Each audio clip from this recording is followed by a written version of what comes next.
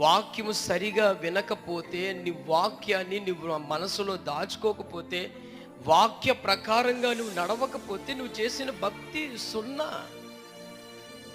వ్యర్థం, అసలు నిష్ప్రయోజనం అండి. మీకు అసలు అర్థమవుతుందా? చాలా మనసు వేదనతో ఈ మాట చెప్తున్నాను. మీరు ఎంతకాలం మీరు మందిరానికి వస్తాం వల్ల ఏ మాత్రం ఉపయోగం ఉండదు. ప్రకటన గ్రంథంలో ప్రభు చెప్తాడు, అవుతే వెచ్చగా అయినా ఉండు, లేక చలిగా అన్నా ఉండు, నులివెచ్చని క్రైస్తవ జీవితం చెయ్యొద్దురా బాబు అని చెప్తుంది వాక్యం. నులివెచ్చని జీవితం అంటే ఏంటో తెలుసా మీకు? నులివెచ్చని జీవితం ఏంటో తెలుసా?